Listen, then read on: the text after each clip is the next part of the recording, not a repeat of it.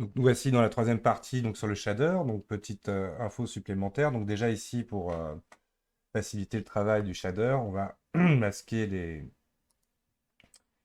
les tools par exemple, on n'en a plus besoin, on va se les masquer. Dans l'overlay, je vais masquer les extras. Je conserve quand même la sélection des overlays qui me permettent de voir mes géométries sélectionnées. Je retourne aussi vous expliquer par exemple une option quand on est dans le Viewport Shading Material Preview. Par défaut, vous ne verrez pas la transparence sur une géométrie. Donc si je veux voir la transparence sur ma géométrie, je vais aller dans les settings. Donc c'est pas dans les settings, c'est dans les properties, raté, dans les options pourtant de ma matière. Euh, euh, j'ai perdu le truc.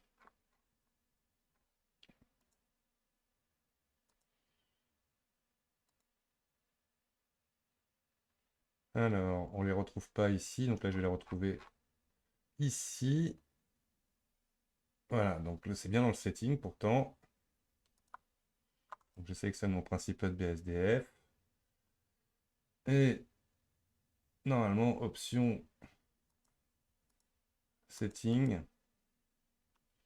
Je devrais le voir ici. Bon, il n'apparaît pas ici, ce qui n'est point grave. À mon avis, c'est un bug, hein. Logiquement, on devrait le voir. Donc là, c'est dans le viewport display. Je peux venir choisir. Ah oui, effectivement, parce que là, ça fait effectivement partie du viewport display et non du matériel en question. Donc c'est logique qu'on ne voit pas ceci dans cette partie-là. Donc là, je viens ici chercher dans le setting donc du viewport display, donc du panneau latéral. Et je viens donc ici cocher dans Blend Mode. Je vais prendre l'Alpha Blend et l'Alpha Hashed, donc les derniers, qui vont permettre de voir automatiquement la transparence de ma géométrie. Alors vous pouvez tester des fois, l'Alpha Hashed dans les deux va mieux marcher. Il y en a un qui permet de faire donc la transition entre les différentes géométries. Alpha Clip sera plus net. Alpha Blend va vraiment avoir plus de matière du coup sur le reflet. Alpha Hashed, pareil pour les différents modes. Vous pouvez chercher les différents types de preview que vous avez votre matière. Quoi qu'il en soit, le résultat final sera vraiment dans le render preview. Lui va vous montrer vraiment ce qui se passera avec votre éclairage, votre environnement et tutti quanti. Donc autre chose importante à savoir, les textures que vous allez créer. Donc, je resélectionne le body. Toute texture que vous créerez, il ne faudra pas oublier de la sauvegarder. Donc par défaut, quand on est dans la petite fenêtre ici, on ne voit pas les boutons.